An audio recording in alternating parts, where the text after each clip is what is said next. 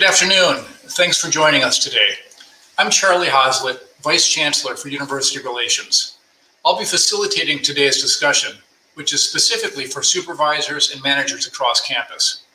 We'll repeat this presentation for all faculty and staff on Thursday, but we wanted to give you a chance to hear this information first, so that you're better prepared to address questions from your respective employees.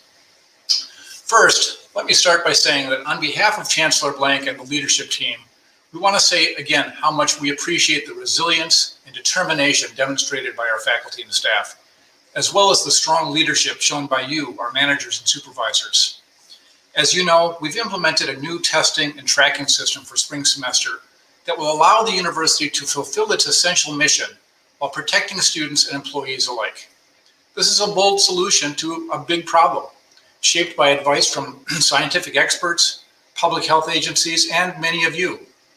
The new SafeBadgers program will dramatically expand our testing capabilities with the goal of quickly identifying people who may be asymptomatic carriers before they unknowingly spread it to others. We'll try to keep our opening presentation brief to allow for the maximum time for your questions. If you do have questions during today's event, please email them to chancellor@wisc.edu. We have people monitoring that inbox now. Our 5 panelists today represent a much larger team of people who have been helping develop the university's COVID response plans. But let me quickly introduce who's joining us today. First, Jake Baggett, Associate Vice Chancellor and Executive Director of University Health Services. Carol Griggs, Director of Operations with University Health Services. Carol leads the daily operations and planning of testing, in addition to the work being done on vaccine distribution. Argyle Wade, Chief of Staff for the Vice Chancellor for Student Affairs, who's been leading the planning around many of the logistics related to the new approach for spring.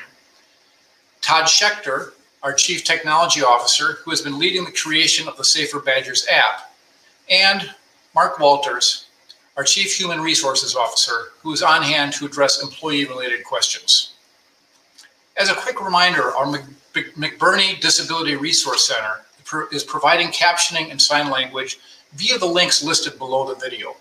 A recording of the video will be available on YouTube for further viewing later. So let's start with Jake. Can you walk us through the context of SafeBadgers, the broader policy framework, and why we believe it's the best way forward for UW-Madison?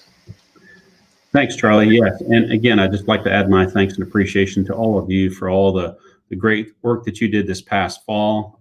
We learned a great deal from our experience this past fall. One of the most important things is that the public health protocols that we adopted and successfully implemented were very effective in mitigating the spread of COVID, in our community and certainly in our campus environment. And one of the things that was key to that was having testing available, which we had a great deal of that available this past fall.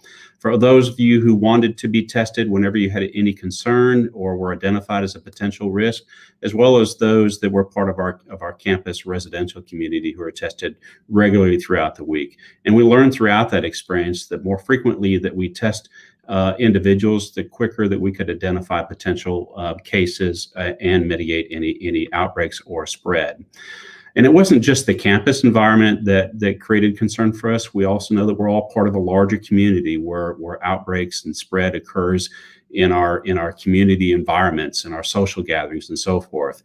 And some of that we don't know about until we've either developed symptoms or have been tested. So, some of the thinking behind this is how do we improve access to testing, not only to identify individuals when they might be identified as a positive case so they can take the appropriate steps, but also how can we mitigate the spread unintentionally of those who may not realize that they're positive. So we looked at a variety of different strategies, and one of the models that and the research that to support that was really successful is that was adopted by the University of Illinois this past fall. And that's the SafeBadgers approach. That's the combination of using regular testing, quick results, and the use of technology to help support the sharing of information and support systems so that people can successfully navigate, that experience. And The results at Illinois were certainly noteworthy, even throughout the outbreaks that all of us experienced this past fall. They were able to keep their positive, the rate of positivity to less than 0.5% for most of the semester, and significantly below that during the bulk of the semester. And we know that we can do as well or even better than that if we implement a similar strategy. Of course, this is a huge endeavor, greatly expanding the testing that we're doing. By comparison, last fall, we gave approximately 65,000 tests throughout the whole semester. And by comparison, for this spring, we're going to be doing a similar amount of that testing each week throughout the spring semester.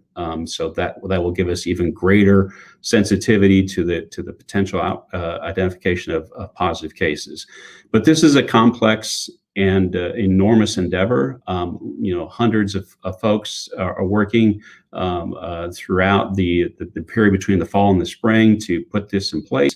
And of course, with any large enterprise like this, we identify issues or bugs that we need to work out. And we appreciate that you've been patient and understanding with that you've worked hard to take all the necessary steps that you've needed to do in order to be compliant with our larger strategy. And we appreciate the feedback that you've given us that has helped us further tweak or enhance our systems as we move along.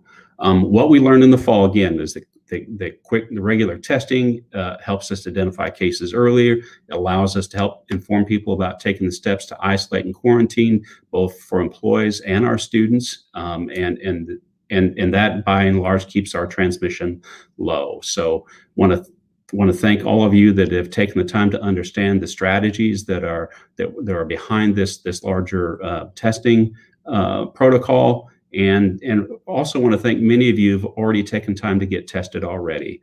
We appreciate all the effort that's went into that. And we also would just want to express our appreciation for your patience at the testing sites.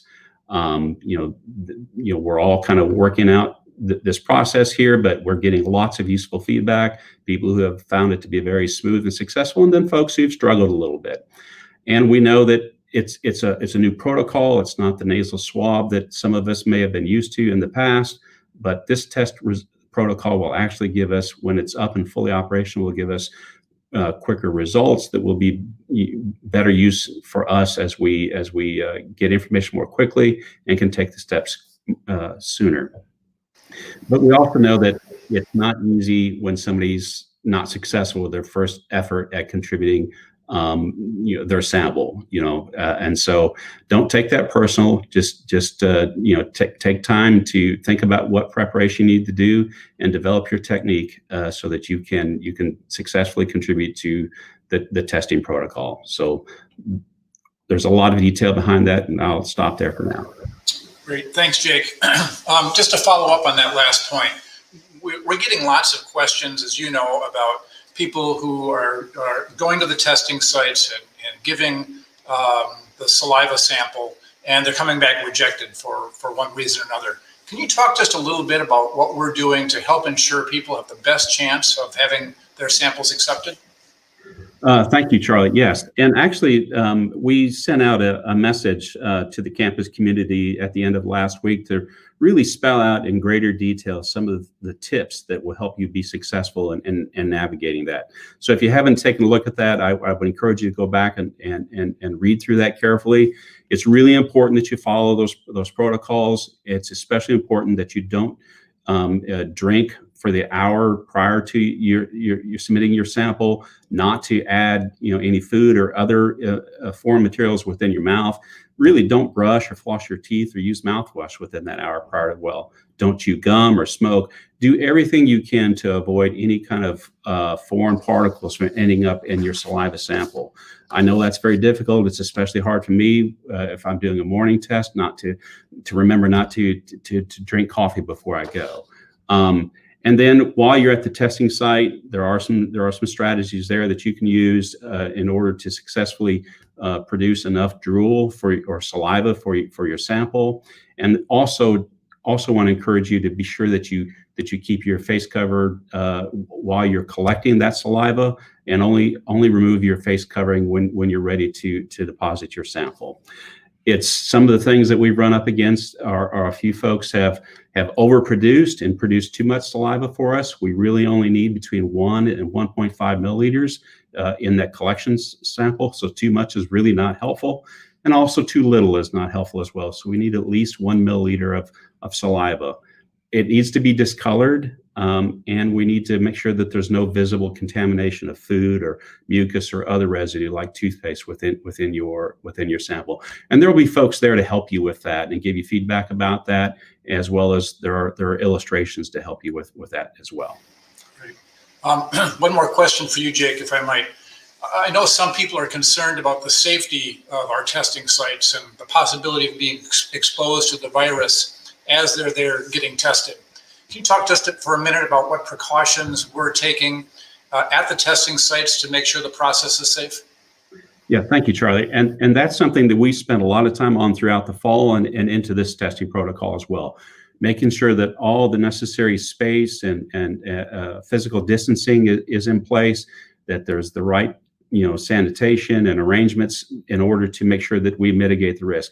And our own experience has shown us throughout the fall and as well as that at Illinois, where they had the same protocol in place, that the protocols in place will really mitigate or minimize the potential risk for spread within that space.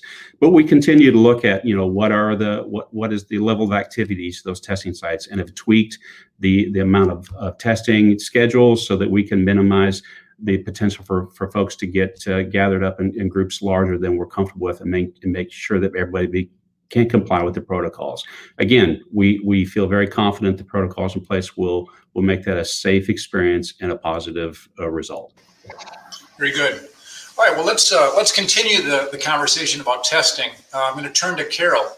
Can you walk us through what employees can expect this semester when they go in to get tested?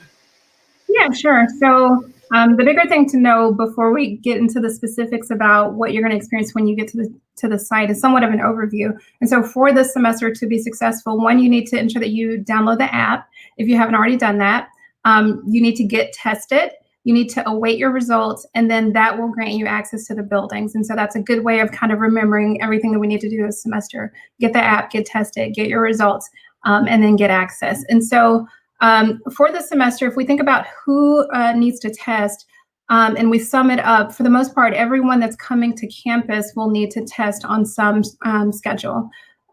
For undergraduate students on campus, as well as those that are off campus within the city of Madison, they will need to test twice a week, better understood as once every 3 days.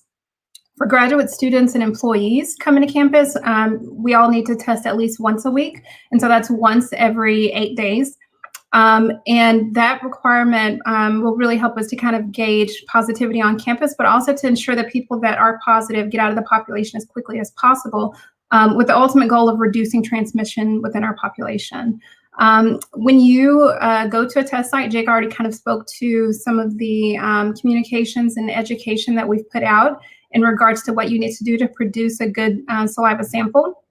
A couple of other good things to remember is that the saliva that you're going to deposit into your sample needs to be the saliva in the front of your mouth. It does not need to be the saliva or spit in the back of your mouth. And so do your best to not draw saliva or spit from the back of your mouth. If you do that and it's saliva that's passing past your tonsils or the back of your tongue, you very easily can pull tonsils and debris into that saliva. The bigger issue is mucus.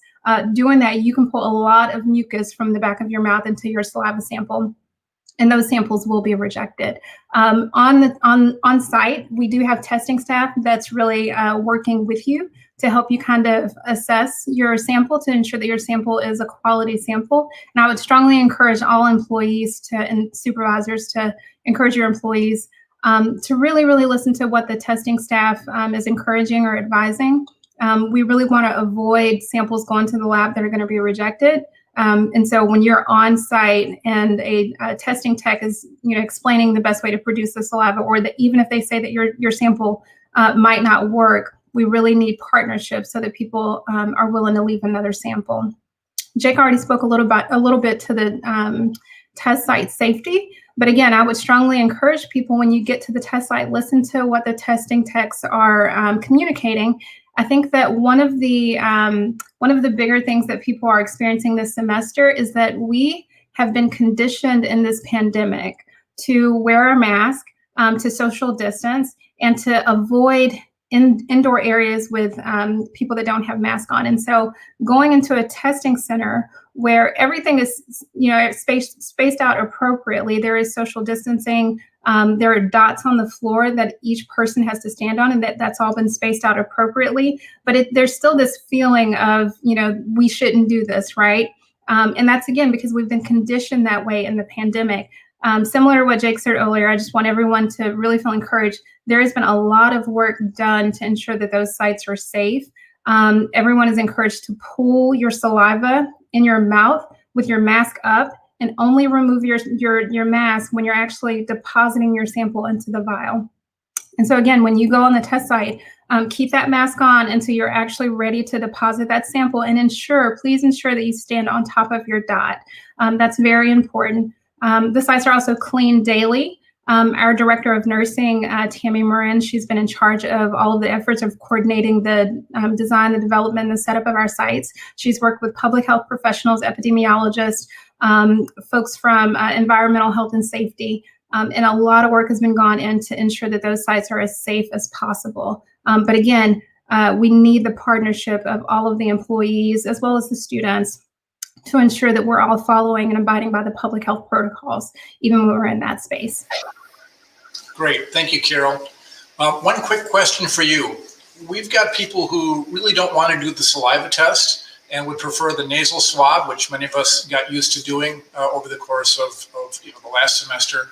Under what circumstances would we make that alternative test available to people? Sure. So right now, the nasal swabs are available for folks that have medical contraindications. And so if someone actually has a condition that prevents their ability to produce saliva, then for employees, they can reach out to their DDR, of course, for assistance to be granted that accommodation. We do have nasal swabs available on a limited basis for that specific need. But that's really the only way that folks can access that nasal swab sample. Got it. Thank you. All right, let's turn to Argyle Wade.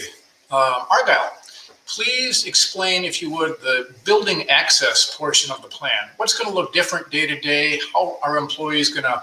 How should employees plan for these changes? Sure. Thanks, Charlie. I'd be happy to cover that. Part of our new initiative includes monitoring access to high activity buildings and making sure that only people who've kept up with their testing are allowed to enter those facilities. Everyone, and I mean everyone, faculty, staff, and students will have to show their Badger badge to gain entry. You can get the Badger badge within the SafeBadgers app by scrolling down to the Your Health section. Todd will talk more about the app itself in just a second. Your building access, therefore, is granted or denied based on your testing status. We really just don't want anyone who's COVID positive or who's had a close contact with someone to be in the building unless their status is verified. So who's doing the monitoring? Well, the campus has hired Badger Wellness ambassadors who will be at the entrance of select facilities all around campus. You simply need to show them your Badger badge screen to gain access. Should take just a second as you're walking in.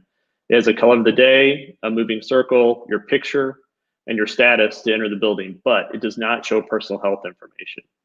The Badger Wellness ambassadors are going to be moving around all around campus. You may see them at a building one day and not the next. And if you can't get into the building, but don't know why, we do have a COVID helpline set up at 608-262-7777. They can help you figure out what needs to be done to get you that access. Great. Thanks, Argyle. Many people are asking what they need to do if they only come to campus every once in a while, or maybe don't plan to come to campus at all this semester. Do they still need the badge? And what happens if an emergency arises and someone needs quick access to campus to come pick up something, but they don't have a green badge? Sure. If you're an employee who never comes to campus, then no, you don't need to worry about the badge, because we'll assume that you also aren't testing at the university testing sites. But if you ever do plan to come to campus, you will need a negative test result within the past 8 days to be able to enter one of our buildings. And that means you need to plan ahead, look at your schedule, think about your testing pattern. Really, you should test at least one day in advance of coming to campus, but I would also ask you to consider testing a couple days ahead of time to give yourself plenty of time. Now, the only emergencies that would really prevent someone from needing to have their badge checked really relate to life and property safety. I mean, this means first responders obviously are not going to be stopped if they're coming into our building for an emergency. A facility emergency, likewise. But really, all other cases don't rise to the level that would necessitate letting someone in a building who hasn't been tested, because it puts others at risk for transmission. Of course, the Badger Wellness Ambassadors all have supervisors who can help kind of troubleshoot through access problems if they arise. Great, thanks.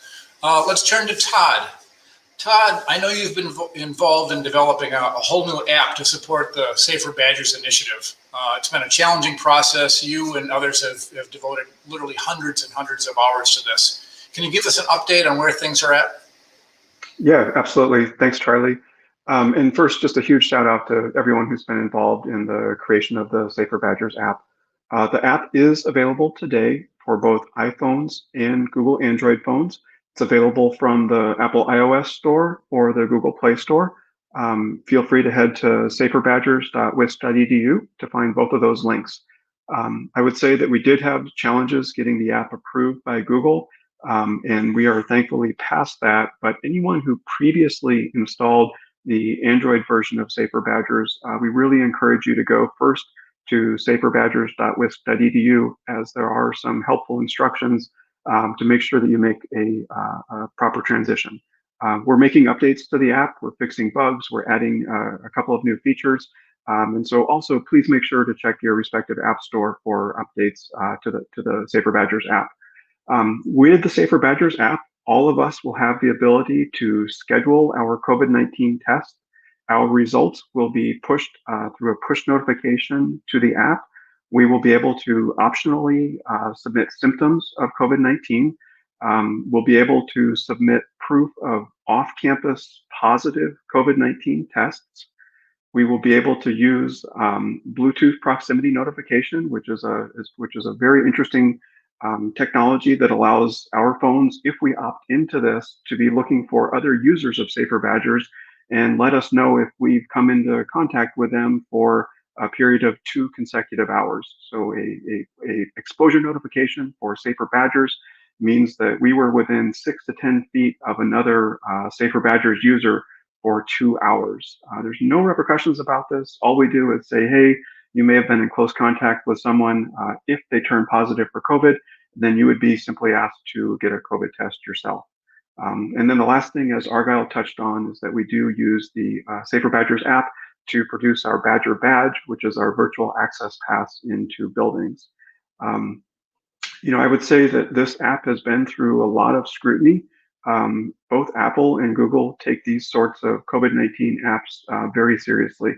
We underwent several weeks of review with both Apple and Google, and I'm very happy to say that not once did they find a flaw or a fault within the app that would speak to security at all.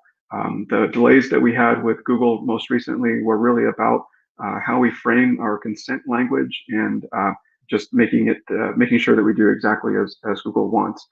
This same app has been in use at the University of Illinois Urbana-Champaign for fall semester, and going into spring semester, the same basic app is in use at Nebraska, Vanderbilt, and at Urbana-Champaign again. So we're feeling good about this. The app, as I said, is available for download today. And if you don't have a smartphone, we do have a loaner smartphone program available through the Do It Help Desk. We're checking these out same day, free of charge. And you can just head to the saferbadgers.wisc.edu website for that information. Again, free of charge, loaner smartphone, and you're able to keep that for the balance of spring semester. Back to you, Charlie. Thanks very much, Todd. Say, one question that we've received is about how people can add their other test result to the app. Say they got tested and they have a negative test result from the Alliant Energy Center, or maybe another third party like their healthcare provider. Have we worked out that functionality yet? Yeah, so Charlie, thanks for bringing that up. That is a question that we get often. Within the Safer Badgers app, we are only able to accept positive test results from off-campus testing. For the required cycle of tests that all of us have to do on campus, that Carol and others spoke about, those must be done through one of our on-campus testing facilities. So again, in the app today, you can submit a test result, but it must be a positive result from an off-campus facility.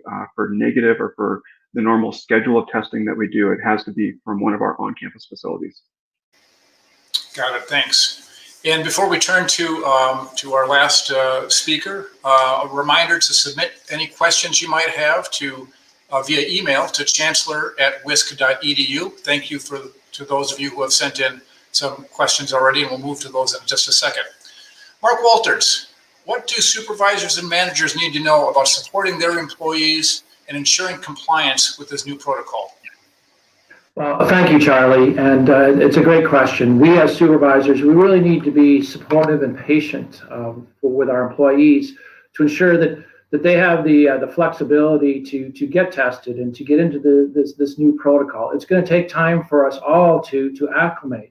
And as mentioned earlier, that the main goal is to protect our campus and our Madison community with the testing, but patience. We have a wealth of frequently asked questions that supervisors can go to look at to see what scenario fits in their circumstance. And so supervisors really should be looking at that and talking with their employees to help them through this transition. But we also need to ensure that there's compliance with the program. If there isn't compliance, then all this effort we've put in will be compromised. And so Carol already mentioned about the 8-day window that employees need to be within for the testing, and also individuals that are working remotely. Argyle mentioned this, that if you're working remotely and you periodically come to campus, you're going to need to get tested. You're going to need to make plans before you come in to get tested and have your badge indicate that you had a negative test. And that also goes for the 8-day window. So the resources that supervisors also have is their HR representatives. They are there to help the supervisors when issues come up and how we address those issues. And we've been providing the various resources throughout this pandemic. And I want to thank all of you as supervisors of all the work that's happened during the pandemic. I know it's been a huge effort to make sure that we provide support to our employees and to make sure that we're doing everything we can to keep the campus safe. And the question about compliance and it's we need to maintain that compliance. We need to make sure that compliance occurs, and that if for whatever reason an employee is not able to fit within the 8-day window for the compliance, that we need to have flexibility to allow employees to take some of their personal time while the testing process is occurring, and realizing that the employee might have made a mistake where they didn't go during the time they needed to. But we cannot have those employees come to work unless they have that negative test.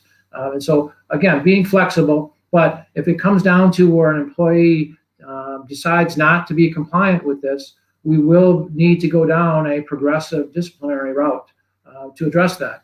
I'm certainly hoping that that's few and far between, very rare, but that is the last option if the compliance is not occurring. And so I just wanted to end by indicating that you're not alone with all these things, and that thanks for all what you've been doing over the last several months. Thanks, Mark. A question that our supervisors might get: is there a process for employees to request a medical accommodation regarding these testing requirements? And what about non-medical accommodations or exemptions? Sure. For medical accommodations, if an employee indicates that they need an accommodation in that area, they should be working with their division disability representative.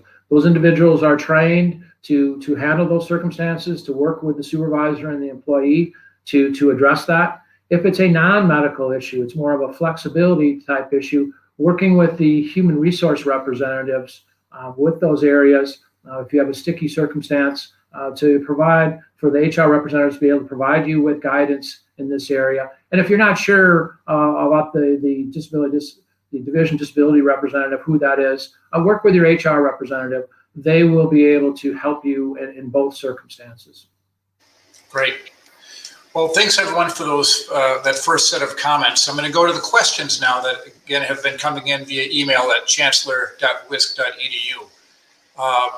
Let me start with Todd, if I might. How will the Badger Wellness ambassadors be able to tell the difference between the real-time, up-to-date Badger badge being displayed within the app and maybe a screenshot that somebody smarter than me would know how to do? Absolutely, Charlie. Thank you for that. So for the Badger badge, there's kind of two different safety features that are built into it. The first is above your head. So at the top of the screen is a background color, and that background color changes every day. The second thing is that if you look around your face, there's kind of a ring, which is an animated an animated graphic that goes around your face. And so both between the ring that goes around your face that is animated and moving, as well as the background color above your head that changes every day, we think that we have a pretty good system in place to help with that. Thanks. Let me go back to Mark for this next question. It's about student employees. Will they be in paid status while they're testing, both undergrad and grad students, employees? Yes. We're indicating that that individuals should be getting tested during their work hours. And so if there is a student in let's say an hourly position, student hourly position, they will be able to go get tested during their work, the hours that they're identified for work. Questions for either Jake or Mark, I guess, whichever one wants to answer it. What are the expectations of our employees that have off-campus appointments? People who maybe are based in Milwaukee or elsewhere in an off-campus role. So I'll go ahead and take a stab at it, and feel free to add to that, Mark, if you'd like. But the intent of the policy is focused on the Madison campus, so that the testing requirements and the testing availability is really focused here in Madison. So those who have an off-campus assignment and have no need to come to the campus, certainly if they come to the campus, they can certainly take advantage of the testing that's available, and would need to do that if they're planning to come to the campus. So they need to make plans for that. But those who aren't members of work on the campus community on the Madison campus, or can continue to work remotely, will not need to comply with the testing requirement. Got it. Thank you. A question that Carol, I think you can answer. Last semester, there was drive-through testing opportunities for some folks. We're not doing that this semester. Can you talk a little bit about that? Yeah, sure. So one of the driving forces behind the site selections this semester was really focusing on opportunities that would allow us to increase throughput. And so we did have to choose sites where we could manage the saliva-based testing that would enable us to do that. Driveup testing is currently not something that we have available. It is something that we will keep so that we can continue to review sites for. One of the issues that we've noticed is that in the winter, employees standing outside to collect the samples is very difficult. And then in addition to that, with the saliva samples, they can take a little bit more time. So idling a vehicle that long is also problematic. In the state of Wisconsin, we don't necessarily have unobserved saliva-based testing available yet, and so that's not really something that we can utilize. And so even though we don't have the Driveup sites available, we do have that as something to keep in mind as we progress, especially towards the spring semester. Argyle, let me go to you with this next one. So as we mentioned, there'll be Badger Wellness ambassadors monitoring the buildings. What is the best practice for monitoring compliance with SafeBadgers? Should supervisors be monitoring employee badges daily? Should an employee not in compliance be sent home immediately? How are we handling all of that? So we did just recently, yesterday and today, send out a message to deans, leadership council, and building managers to try to address the question about what to do if you're in a facility that's not monitored with the Badger Wellness ambassadors. So feel free to check that message or connect with the people who would have received it. But in short, I would say that there is an opportunity for doing some local monitoring, but That really should be a conversation within your unit. We are not asking supervisors in buildings that don't have a Badge of Wellness Ambassador to do checking, but there may be cases, there may be business cases where that could be something that could be done. I think you just need to have a conversation within your supervisory chain to decide, is that something your unit's going to do, and how would you establish doing that? We do have training materials available for that. If that is something that you need, you can feel free to reach out, and we will be happy to provide that. The issue about sending an employee home, I'll defer that over to Mark, because I think that is a question that may be best suited for him. Well, I would say that if the employee is not in compliance with the testing, that we would indicate that they're not able to work and that they will be going home. And I know that the documentation to the hours that they're not able to work, this comes into the flexibility of a circumstance allowing employee to take leave time to cover that issue. Let me go back to Todd for a second. Todd, you talked about the SafeBadgers app. It's on your phone. What if somebody doesn't have a smartphone, or maybe they just don't want to put the app on their phone? What accommodations are we making there? Absolutely, Charlie. Thanks for asking. And yeah, as you said, this is a big deal for us. We're asking all students, staff, and faculty that are coming to campus to install the SafeBadgers app on their smartphone. And so if you don't have a personal smartphone, or you wish not to install SafeBadgers on your personal smartphone, we do have smartphones available for checkout from the Do It Help Desk. These are locked down smartphones, meaning that they will only work with the SafeBadgers app, but they are available. They're available free of charge. They're available for same-day pickup, and you can find the link to request one from safebadgers.wisc.edu. Thanks, Charlie. Thank you, Todd. Again, a reminder, if you've got questions, please email them to us at chancellor@wisc.edu. A question about employees or students who live a fair distance away from campus. I'm not sure who we want to have answer this, so I'll let you all jump in if you'd like. The question is essentially if you've got students or faculty or staff who live well outside of the Madison area, say an hour or more away, and they've got to now drive to Madison, at least a couple of days a week, particularly if they're students, just to get tested in advance and then go back home. Is that what we're asking people to do? So let me jump in on this one. We're asking that employees get tested during that 8-day window, and they really need to figure out how they're going to do that. I've indicated that we're going to try. We're going to fit that within their normal work schedule so they can come in and get tested during that period of time. But we realize that there are cases where there would be some need for individuals to drive in just for the testing to be able to actually access campus, and that's where you as a supervisor, the flexibility comes in to figure out how do we do that, and we realize that in some circumstances that we would allow employees to be in paid status when that's happening. Got it. Thank you. Mark, I want to stay with you for just a second and make sure that I understood you right. We talked before about students being in paid status while they go for testing. Is that true both for graduate students and undergraduate students? Well, for graduate students, that would be a circumstance where they are in positions that are not hourly, and that being able to test during their day so that they can come in and get the testing, which might be before they come in to do their jobs. But we've really identified that individuals that are in more of a salaried type role, where they get paid for their total job responsibilities, not the hours that they work, that there wouldn't be extra compensation in that situation if they had to come in and get tested for periods of time that weren't necessarily within their normal workday. Got it. Thank you. Sorry, sticking with Mark again, a lot of questions from supervisors and managers here. Question is, if one of my direct reports is denied building access because of their SafeBadgers app status, how do we document their time away from work? Well, you would document it the same way that you would do when employees have other absences, that the time that they're away, you'd want to identify how many hours that they're away. And this is where the flexibility comes in, allowing employees to utilize their paid leave to address that time off, and realizing that can create hardship.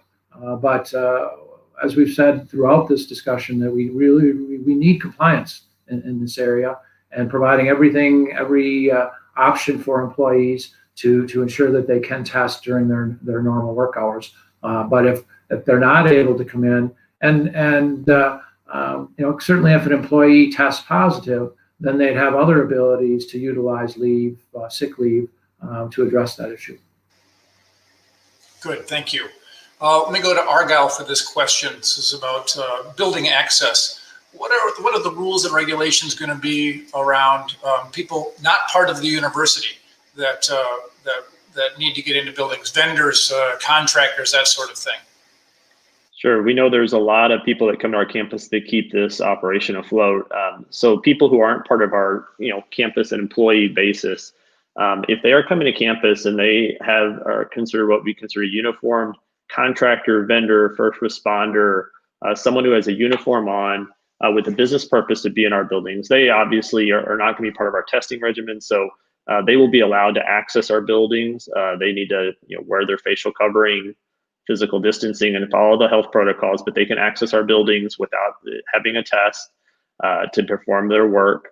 If a person's coming into the building and is not wearing a uniform, we can identify them in that role. They would need to be escorted by somebody who's designated within that building that they're either meeting or doing work for, so they can be escorted in the building. We wouldn't know them from another person because they're not wearing a uniform. So it's important that the person who is inviting them into the building goes down and meets them and makes sure that can get handled. We know that this will be different from facility to facility. So as we work through it, I'm sure we'll work through some of those kind of logistical issues. The only thing I guess I would add is, there was a question about loading docks and can they be locked or unlocked. We're going to keep them as they are for their regular purposes, so they can be unlocked.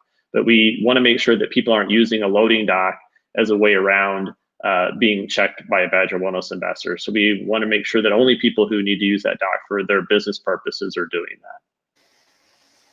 Got it, thank you. And Argyle, let me stick with you if I could. We talked about the Badger Wellness ambassadors. Who's responsible for scheduling those and supervising them when they're working in the buildings? What if a Badger Wellness ambassador doesn't show up for their shift? Would we be required to close a building or cancel classes if Badger Wellness ambassadors aren't in position for any reason? Sure.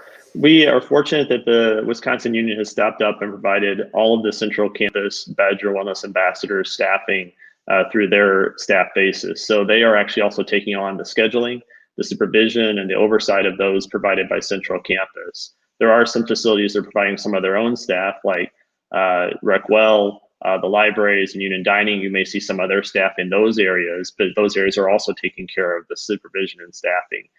So if something happens where a Badger Wellness ambassador doesn't show up or gets sick, we have a supervisory structure in place to put somebody in for them. We also know that this has some flexibility built into it. We won't be closing a building down because there's not a Badger Wellness ambassador there. In fact, in some sense, you may see a staffed building one day and not the next day as we move people around. The idea is to try to really catch people at the most high traffic times, not to cover the building 24 hours a day or every single hour it's open. So we have a really, I think, sound structure in place to make sure that we don't have any mistakes where there's problems where people can't get in. But we do ask for your flexibility and patience as we kind of implement this new process. Great, thanks. Mark, let me go back to you. I think you wanted to talk to us a little bit more on the student hourly question. Yeah, I wanted to clarify with the student hourlies that obviously students are getting tested regularly. And so it would be a rare circumstance where a student would be in pay status when they are getting tested because of that regular student testing. And that's where the grad students are different, which stands what I mentioned earlier about coming and getting tested as needed when they're working on campus. So I just wanted to clarify that about the student hourly being in pay status, that they'll already be tested as students. Got it, thank you, that's helpful. Carol, I'll go to you with this one. So, we're happily starting to see vaccinations start to roll out across campus and across the community. How does that interplay with all of this? If I've been vaccinated, can I just bring a piece of paper that says, "Hey, I've got my vaccination, and I don't need to show you my Badger badge"? Yeah, so we're all very excited that vaccines are now available. With the vaccines, though, the vaccine efficacy ranges between 95, 97%. And so because of that, there's still a small population of individuals that will be vaccinated that could still contract or transmit COVID. And so because of that, because of the fact that we can't necessarily identify who those people are, testing is still a strong recommendation for those that have been vaccinated by the CDC as well as DHS. And so they still encourage testing as well as social distancing, wearing your mask, hand sanitation, just because we can't easily identify who can still contract and transmit COVID after vaccination. Great. Thanks, Carol. And as we said, we're super excited that we're actually being able to talk about vaccinations. I'm not seeing at least any more immediate questions coming through on my screen here. I know there have been a couple of questions that we are still working through some answers for, and so we don't want to give a partial answer, but these are things that are helpful because we can then add them to the FAQs, which we encourage you to look at on a regular basis on the COVID response website. So I think we'll call it there. Let me just end by thanking you for being part of this. Also thanking my colleagues for their time and expertise. Again, remember to check the COVID-19 response website, look for the latest FAQs and the email updates that come weekly into your inbox. A reminder, testing is available 7 days a week. Hours start as early as 6 a.m. and go as late as 8 p.m. When we're encouraging everyone to get in the habit of getting out and getting tested so that you're in compliance here when everything kicks in the next couple of weeks. So again, we're working hard to keep everyone safe and healthy. Thank you for all that you do to help us do that. Thank you for all that you do on behalf of the institution. We'll leave it there and on Wisconsin.